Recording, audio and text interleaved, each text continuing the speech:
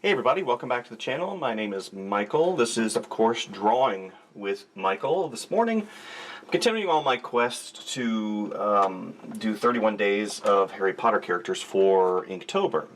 That being said, of course, I missed Sunday. Sunday being what it is, sometimes we just don't have the ability to do a drawing with a video, so that's two drawings that I've missed. I'm not going to stress about it. It's not a big deal for me. Hopefully it won't be a big deal for you. But good news is we are back on track. And got really cool news. I got an email yesterday pertaining to my channel. And I have reached a number of hours. If you guys know anything about YouTube, the fact that you have to reach a certain number of hours of content watched plus subscribership. It's kind of a prerequisite for getting monetized. And that's kind of what I've been doing lately, is really trying to get monetized.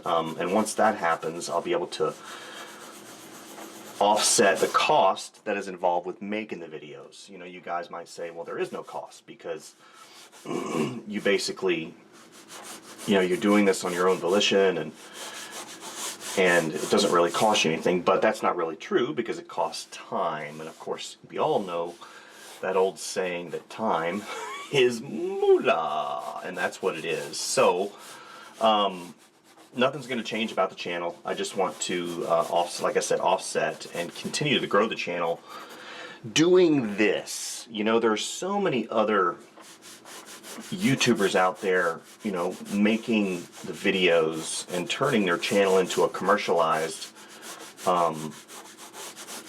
you know, review channel, or sitting down and just doing stuff for entertainment content. You know, I'm a teacher at heart, so I always want to make sure and kind of err on the side of teaching. So that's what I've really been doing. Now, I do have it listed as entertainment because I want to be able to get it out there a little bit more, but it is kind of a how-to channel as far as drawing goes. So hopefully you guys understand where I'm coming from, hopefully. That being said, today's character, if you haven't noticed, is going to be Minerva McGonagall, Professor Minerva. I remember seeing her character in the series, and I really liked her staunchness, but also she was very fair. And of course, everybody in this whole universe has something to hide, which is really interesting. They all have got something to hide. I'm probably going to do a younger version of McGonagall, just because, you know, whenever you start putting lines on a character, here's the deal. Whenever you guys are doing character designs, especially those who don't do a lot of character designs, there's certain cues that you put into a drawing to effectively define a character, right? We talked a little bit before about big foreheads, small chins. I'm sorry, big foreheads, big chins, you know, small eyes, large body. That would typically define what's called a lummox. A lummox, of course, being, you know, muscle. Somebody that uses muscle instead of brain power. You know, if you have a large head, big eyes, maybe small chin, and all the features are down, and that person or that character might be younger. So whenever it comes to lines, okay, and this is something that you guys can remember. It's kind of it's not a staple, but it is sort of a, you know, a visual descriptive of what you guys can rely upon. So whenever you're doing a female, what you always want to do, if you want to make her beautiful, is to limit the amount of line work that you put in her face. Okay, and the reason for that is because it ages her. Right? And the same thing happens with babies. You don't want to, you know, you don't want to put a bunch of lines in the face of a baby, because what it'll do is it'll age the baby and it'll look really weird. With Minerva, what I can do, I'm trying to do her face. I'm talking to you and I'm messing up here. what we can basically do is we'll give her a little bit of youth. Okay, not much, but we're not going to make her old. I know in the movies she's quite old, and we are going to give her a little bit of line work here and there, but nothing to the effect of what she is in the movies. Just because, you know, it's my drawing, and I'm going to do whatever I want to with it. That's what's great about having, you know, the ability to do this is I can design this character how I want to. Even though there are standards, I can still you know, design her and define her the way that I want to. So you guys saw that I started out basic with a basic shape. I fleshed in my face shape, and then I come down to my neck area. Again, I'm always thinking about form.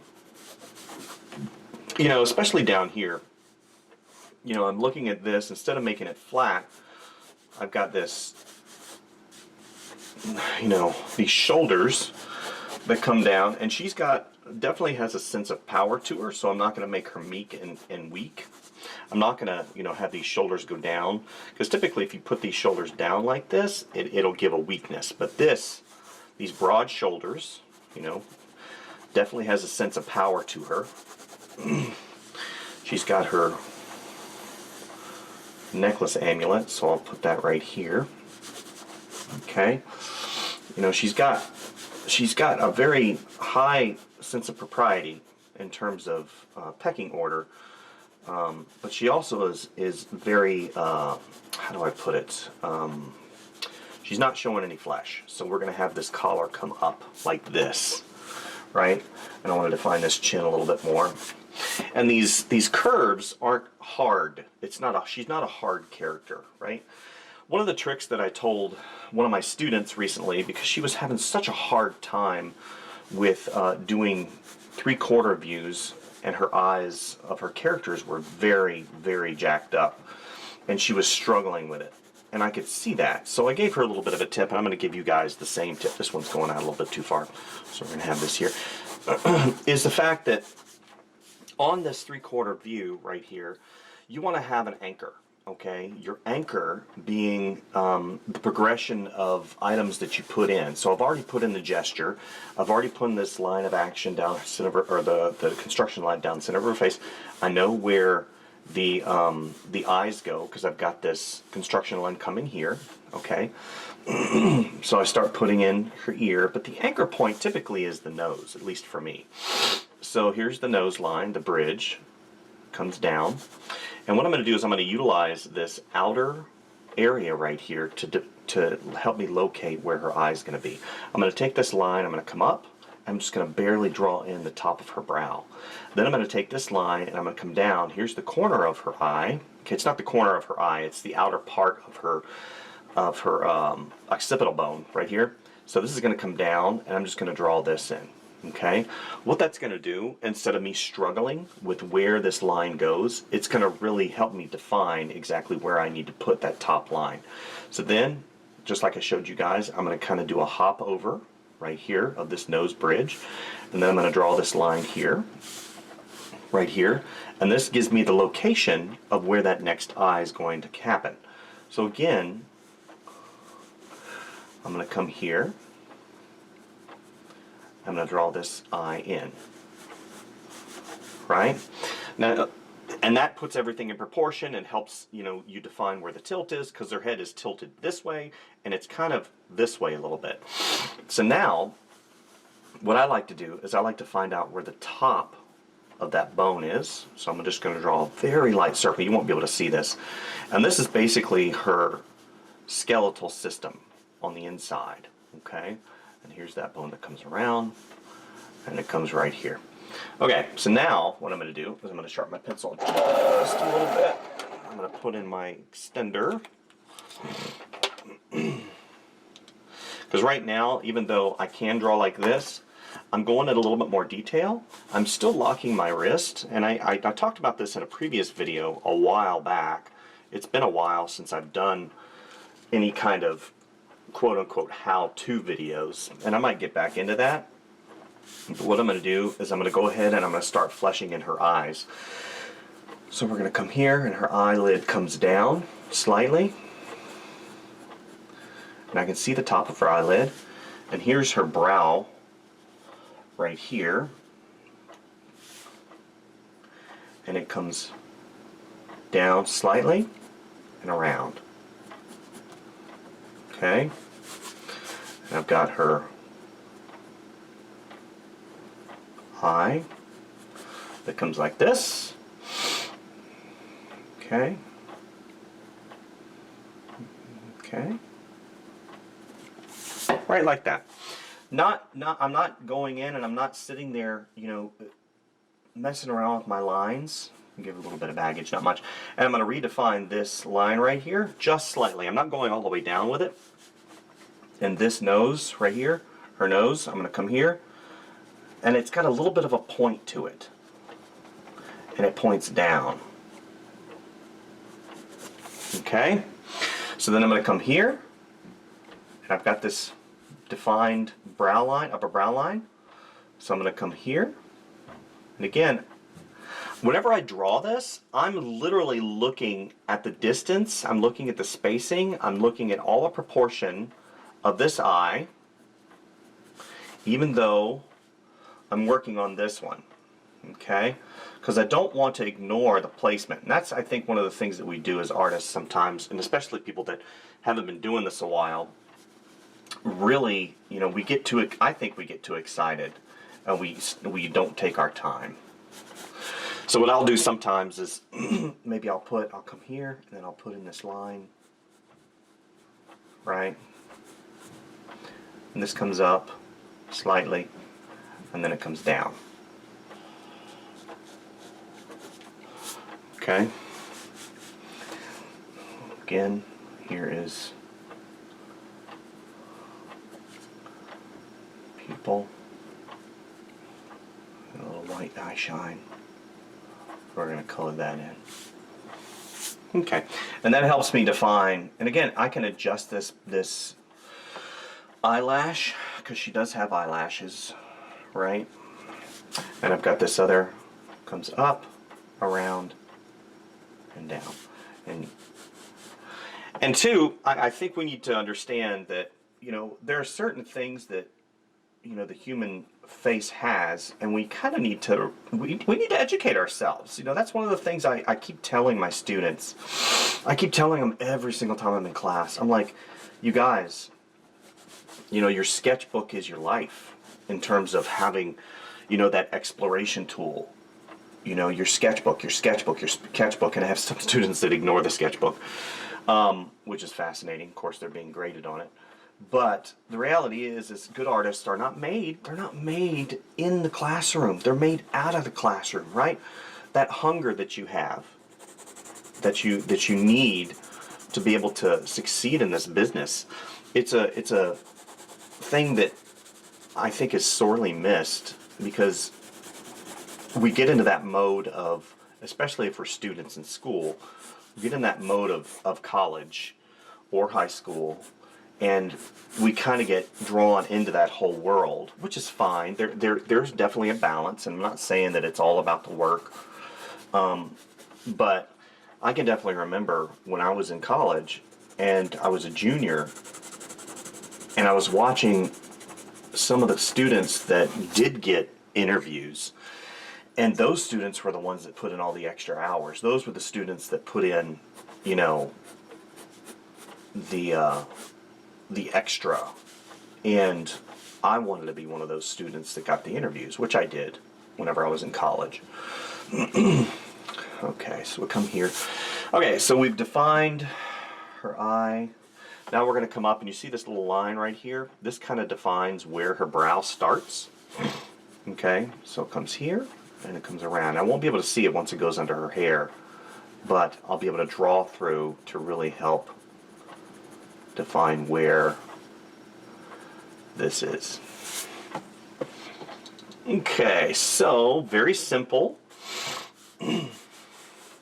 right? And I've got this hat, so if the light is coming from here, right, so this part of her face is going to be lit, so we're going to have a little bit of a shadow come here, right, and then it's going to come here. So we'll shade these portions of her face slightly.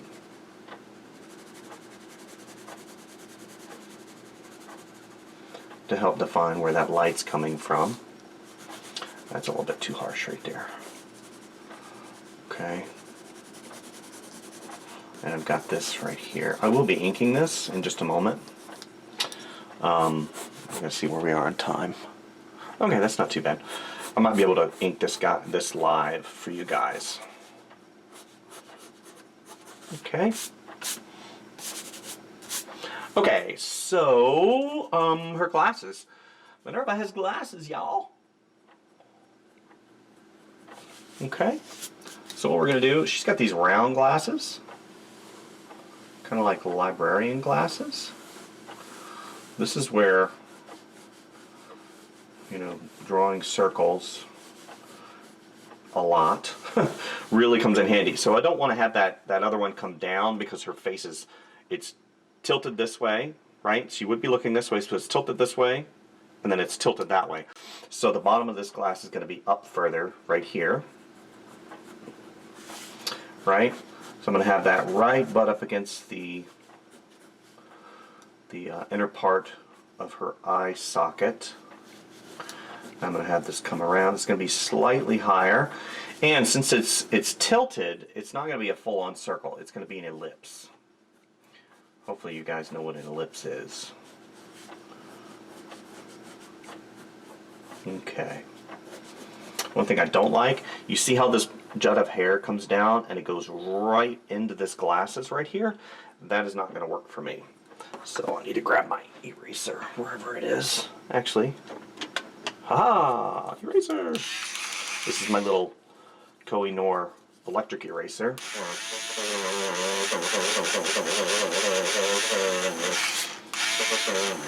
Okay. Usually I use a plastic eraser on. So we'll have this come out like this. Good.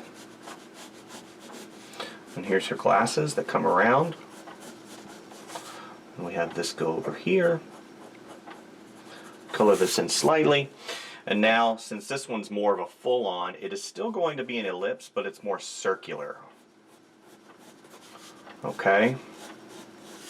And again, that's just practice of understanding perspective, of understanding, you know, shapes and understanding force perspective and all that other stuff. So we're going to have this come here. Just a little indication here, so we're going to come up here. Just a little indication. Okay, here's the bottom of that hat. Okay. Alright. Again, today I'm using the Col Erase pencil. I like these because they don't smear, and on this warm tonal paper, they, whenever I start to put in flesh tones and, you know, some of those other indicators, it really helps out. Now, if you look, and these are the things that as an artist, an illustrator, character designer that I always remember, this line comes down. So here's the top of her head. I can't see that because it's in the hat. So it's going to come down, it's form-fitting, and then it basically goes right into her hair. So this helps define that silhouette, right? You look at her, and that silhouette, you can see that very clear of what she is, you know? Nothing frustrates me more whenever I see illustrations and designs that completely destroy the silhouette. You know, the silhouette is the easy read, it's the really quick read that helps define the character whenever you see them in shape and shadow. You know, a really good example of silhouette would be somebody like Indiana Jones. You know, the second I say Indiana Jones, what comes to mind? Basically his shadow and that hat. You know, that silhouette is very strong. So the second you see that, you know exactly and immediately who he is. So, this is a younger version of Minerva McGonagall from the Harry Potter series. I'm going to go ahead and I got some new pens. Pigma. You guys know that I like my Pigma pens. I read I read the description on these, and it said that they were archival ink that was waterproof. Waterproof maybe, alcohol proof definitely not. So just remember that whenever you guys are inking. All right, so I'm going to go ahead and do some ink work on this. I'm not going to make it super like quote-unquote clean, because I'm trying to change things a little bit as far as my style goes. I'm trying to make it a little bit more expressive, right? And whenever you do that, in my opinion, you don't really adhere, I don't want to say that, adhere to a standard, because I'm trying to change my standard somewhat. But it's so hard because we draw the way we draw. And it's, you know, you're continually, in my opinion, I'm continually fighting myself to really loosen up, especially whenever I go into my inking process. Because you think inking, you think tight. I'm trying to define that line a little bit better. And a lot of times, that's not what you should be doing. You should be really, you know, using that underlying line as a guide. You know, you want to push the pose. You want to push it somewhat. You want to make it more expressive. And that's what I endeavor to do.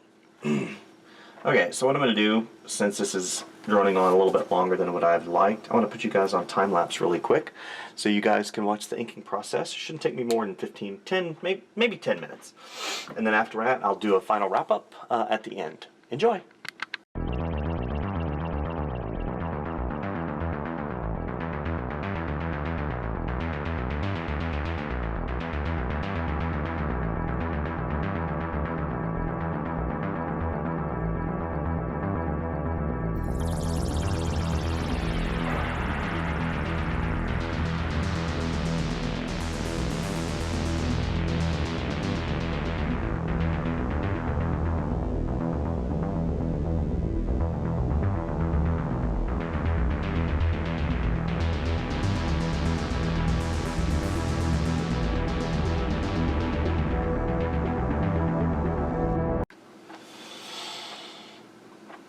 Okay, so that pretty much wraps up the inking process for you guys. What I'm going to do now is I'm just going to go back with my, again with my Pigma, and redefine some of these lines. I like variation of line weight, so I like thickness and thinness of line. That's what variation of line weight is. I'm going to go ahead and darken in these glasses a little bit more, right? I'm not going to render it per se. I'm just going to define these areas just a little bit more to help with the context of the characterization and give it a little bit more life. You know, I can remember so many times in college, and also, you know, as I was coming up in the ranks, that one of the things that really kind of worked against me was my drawing ability in terms of rough, right? I would constantly hear, you know, I like your rough line drawing better than your ink drawing. And I've really endeavored to try and change that a little bit, even though I love doing stuff rough and, you know, having that really lively line weight in my drawings. Because whenever I'm drawing, you know, with a pencil, a lot of times there's a freedom there. So whenever I get in with the ink and pen, I get much tighter, and whenever you get tighter, you lose a lot of the life. So I'm really trying, and I know that I'm not there yet. Gosh, I'm probably about 30% there, because even though I'm looking at this and I like this, this is not, it doesn't have the life that my drawing did. So what I used to do in college was basically, because I got tired of hearing it, I took, and this is something you guys might want to try, I took a, one of my drawings and I made a scan of it, and then I just printed my drawing out onto colored Canson paper, and I just, you know, basically I drew right on top of it. So just to give you an example, if I could find one of my old drawings here. So this is what I used to do. I used to just print, now that obviously the color pencil is really gone almost, but you can see I just printed my drawing onto the surface of the paper, and this is colored canvas on paper, and I just took colored pencil and I colored right on top of it. So I kind of eliminated that variable, you know, of being, you know, losing that life of the drawing. And that's important. You want to always strive to make sure that you have a lot of life in your drawing. And, you know, in the future, I'll probably end up just going right from my imagination into, or actually on the paper. That way there would be no, you know, pencil drawing underneath. I'll just go right onto it. So I haven't landed there yet. So be patient with me. Anyway, that's pretty much it for today. This is day 14. I missed day 13. I'm not going to stress about it. I'm just going to continue on with my process, and hopefully you guys are enjoying the drawings. Thank you guys so much for visiting the channel. Please like and subscribe now that I actually have the ability to subsidize the channel. Definitely share if you can, and enjoy the process. You know, I'm constantly getting requests to do things. And incidentally, I had one of the users, one of the viewers, look at one of my old videos, and he made a comment in reference to the way I looked.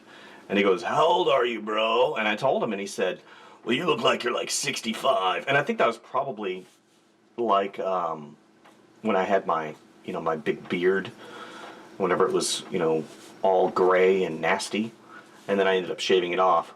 But the reality is even though this is a open format for you guys to make comments, you know, definitely make comments pertaining to art and how, you know, what you can, you know, what you want in terms of want to see and stuff like that. You know, if you want to say that I look like a pile of crap, that's fine. You know, of course I don't really show myself that much. But it was just interesting because I commented, I said, well, that's kind of rude. You know, would you ask somebody how old they are, you know, and then tell them they look super old, you know, to their face? And most of the time people would say no, they wouldn't. But that's the joy of the internet, I guess. You can pretty much say whatever you want and, you know, not have to pay the consequences. So anyway, thank you guys, and we'll see you soon. Bye.